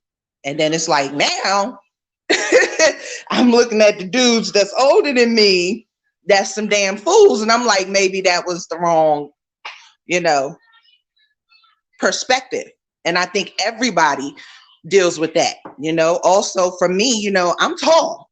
So I probably would be self-conscious walking down the street with a shorter guy. We have to teach ourselves to get out of those mentalities and just open ourselves up to the possibility of love, because you don't know what love looks like. So if you keep with this type and I don't want this and I don't want that, you could be potentially missing out on love, the person that's meant specifically for you. Yeah, exactly. So Reese just said, can you go back to Reese for me, Rock? She said the things you think matter at 25 will not be on your mind at 40 or 50, and that's a fact. And it don't even take for you to get to 40 or 50 for that to change. As soon as you get out of your 20s, the world looks completely different. Salud. Salud. Because it didn't take me to my 30s and 40s for me to recognize that there are so many beautiful personalities. And vagina tends to feel the same, fellas. I just like to let you know that it comes in so many different packages. And because when you are hell bent in your 20s, you are so into sex, like so getting off like the image of a woman. It's a visual thing. But then when you start like, if you can get past that point and you get past the visual point and you go for the emotion, I'm a cerebral person. So any woman that's ever dealt with me knows that I get to know them, period. I may have had a lot of lovers and some freak accidents and some shit that happened, but they all knew me. They knew who I was. They knew my character. They could trust me in order to open up to me and let me into their space. You dig what I'm saying? It takes a lot. It takes a lot for a man to be unshallow and know that there are gems hidden out here, period. Period. If you're working off your ego, fellas, in your 20s, you're going to miss out on a whole lot of love. You're going to miss out on lessons. If you chasing BBLs, you're going to miss out on a whole lot of shit. Experience every fucking female that stimulates your goddamn intellect. And I've always been an intellectual. I'm still friends with exes because I'm an intellectual.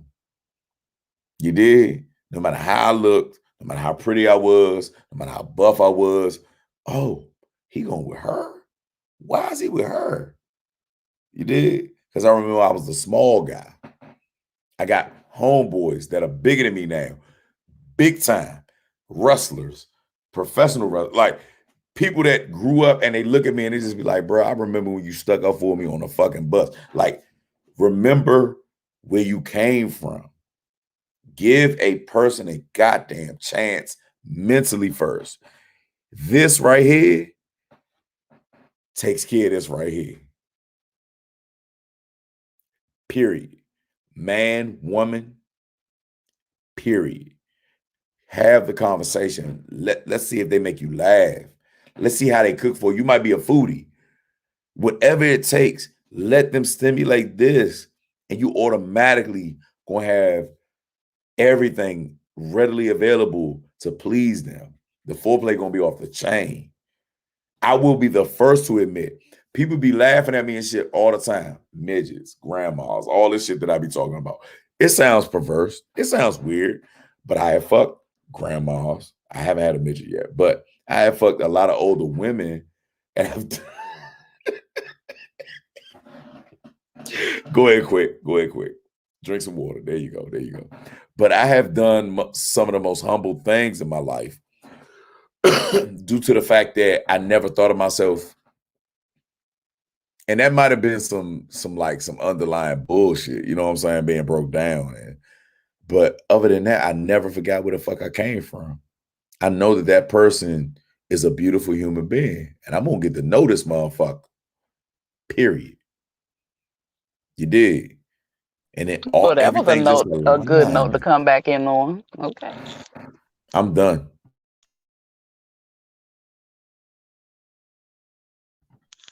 What I mean? Please, Phoenix.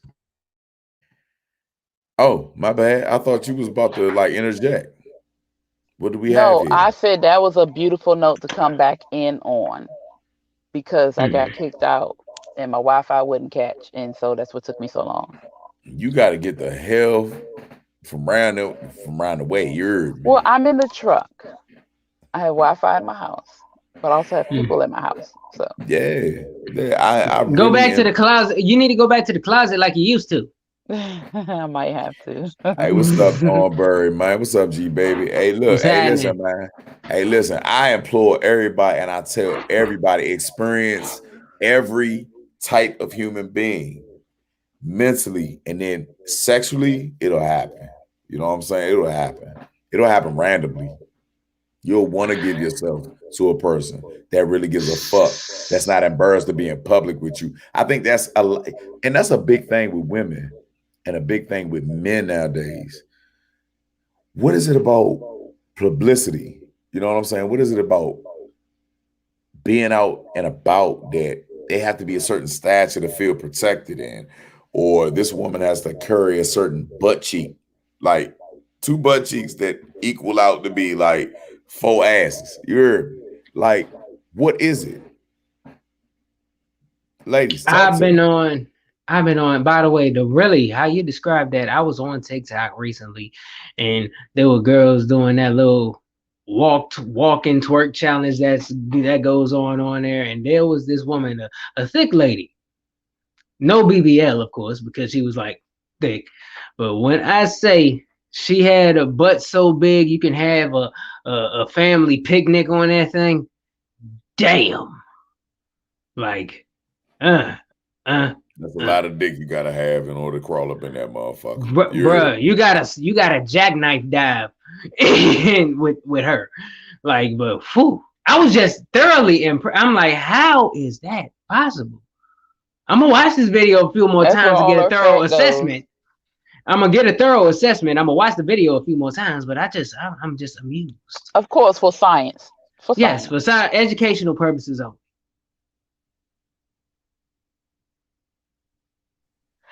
You know, for me, since we're talking about body image and mental and all the mental capabilities of dealing with yourself, I used to hate my body a lot because I've always been a thick girl.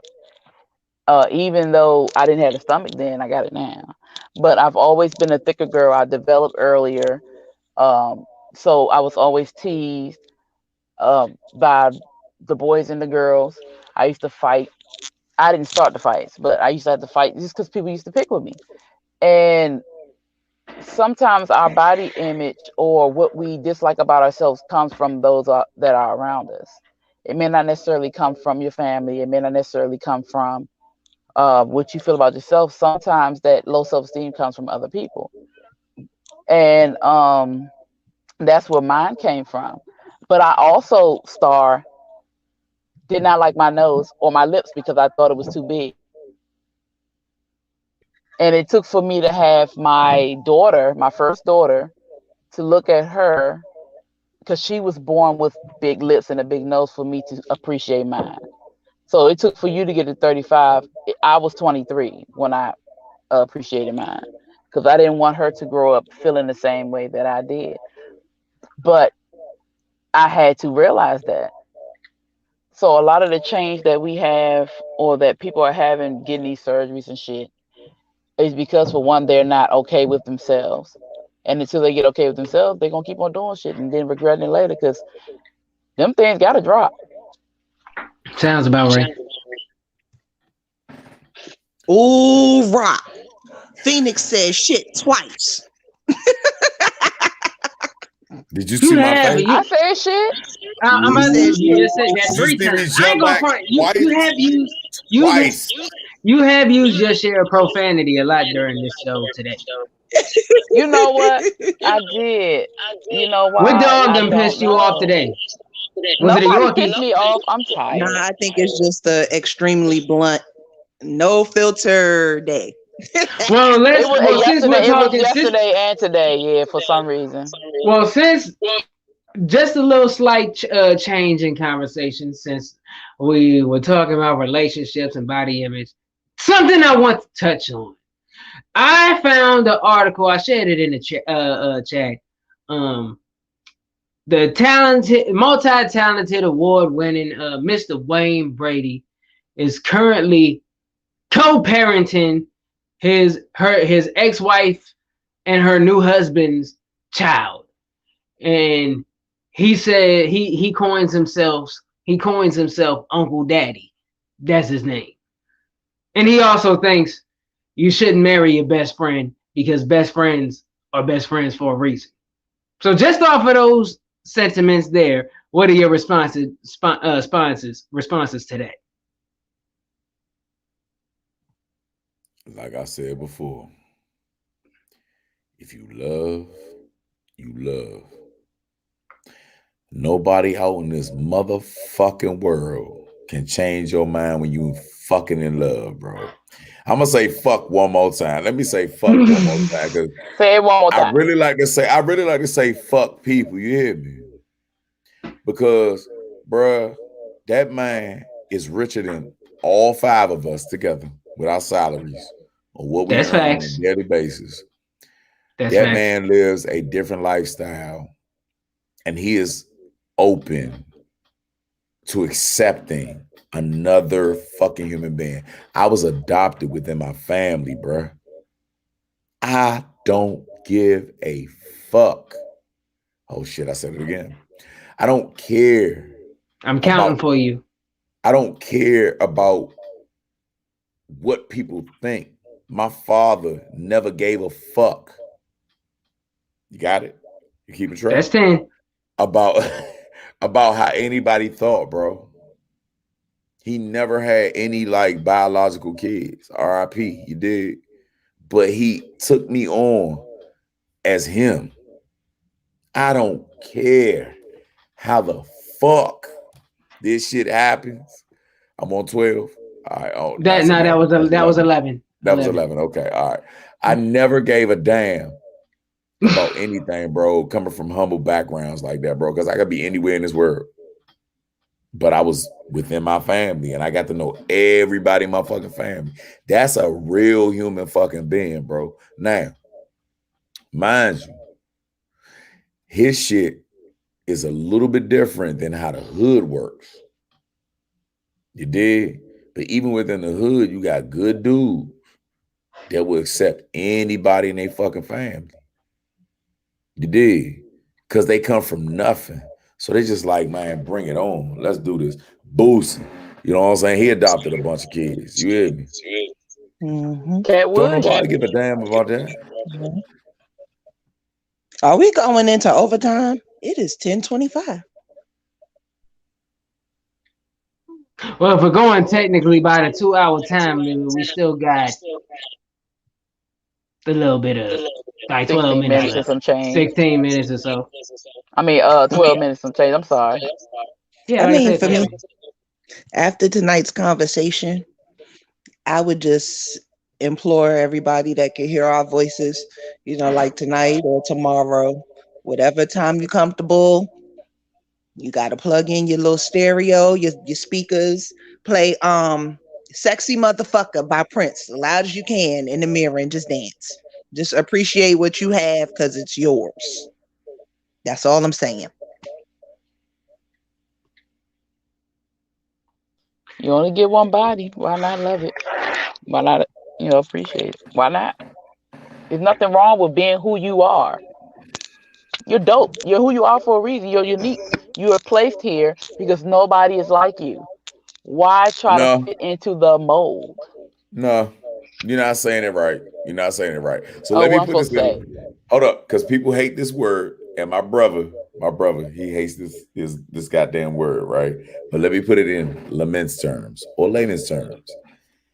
There's somebody out here that wants to fuck you.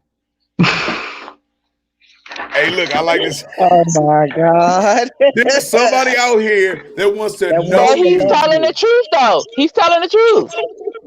There's somebody out here. There's somebody out here, ladies, especially for the women. Mute up, Star. They may be big guys. They may be wide. It don't matter what the fuck it is. Mute is causing an echo.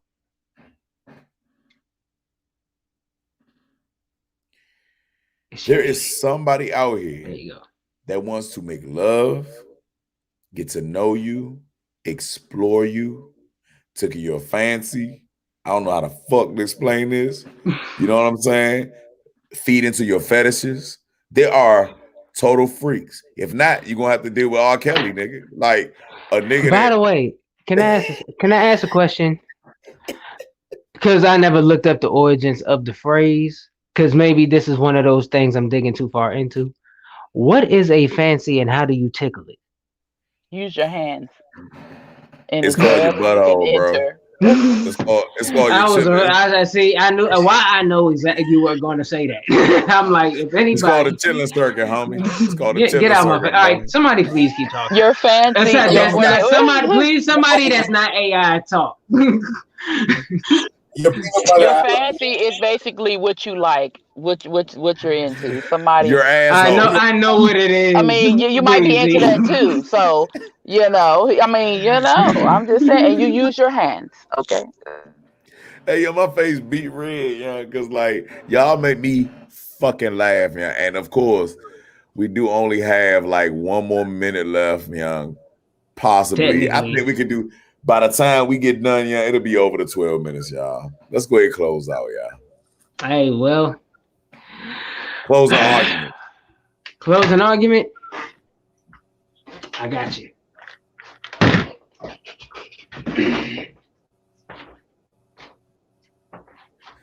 This nigga. Yeah. Available everywhere. Go get it. Yeah. Go get it. Let's go. Say less. K-Quick, Forever Rose, out now. Get it. Say less. No filter shit, BBL. Asylum. Next. And of course, I am your man, GIMO, aka non-GMO, and I am part of one of the only other greatest shows on earth, man. You have Barnum and Bailey Circus, and of course, you have the No Filter Show. You dig what I'm saying? I really appreciate y'all for tuning in every Thursday. All my consistent fans, not my, but our consistent fans. Everybody has been supporting us, man. Happy anniversary still out, everybody. Make sure that y'all rent it. It's only $2.99 on Vimeo. We will see your name. You heard me. Now, it's a short film, so we went through our struggles or whatever. Damn, I'm talking too much. But I love y'all, man. That's all right. It goes with whatever Quick is doing.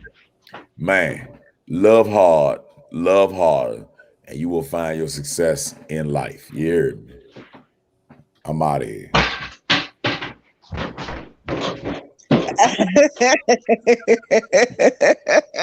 Then the motherfucker didn't leave his mic on mute. He's just doing anything. He is doing anything. Yes. He's sweet. God. He has a sweep. He swept everybody. He swept everybody. Well, I guess it's my turn because if I keep paying attention to Quick, I won't ever get it out. So I am your girl, Just Star.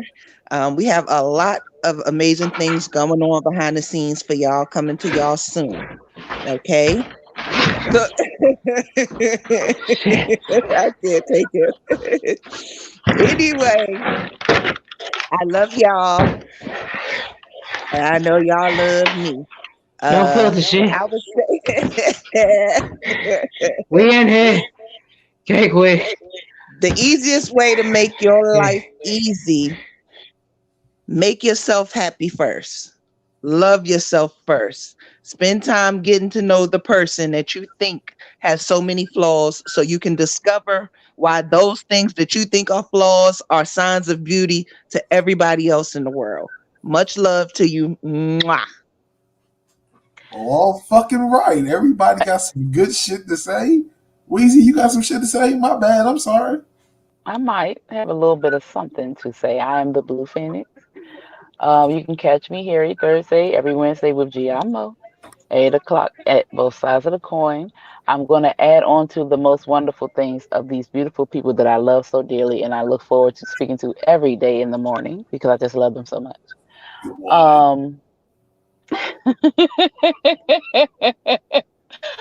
I was going to say that in order for you to find the love that GIMO was talking about, that Star was talking about, that Quick was talking about, that Rock thinks about and talks about, is to love yourself first and foremost, to heal from the trauma of your past, because if you do not heal, you will push and fight the love away. You only attract what you are, and if you're attracting shit, then you're shit. I said it 2 more times, Quick. If you're happy, then you're going to attract happy. If you're love, you're going to attract love. So you must walk, act, live, breathe, sleep, dream, drink, love. That's what you have to do. Become who you want Become what you want, and you will manifest and attract it. Good night. Well, all right. Everybody's talking fucking love. Well, look, I'm gonna keep it real simple because y'all said some dope ass shit. So I am TaylorMade Rock. Follow me on all social media platforms at TaylorMade Rock. And just to piggyback on what everybody else said, and what Mo said, what's up, bro? We love you, bro. Love you too. Love y'all too. We love you. Church. Well, to go on that and just put it up because anyway, my advice to everybody, just to piggyback on what everybody else said, is to love hard and fuck harder. Good night, y'all.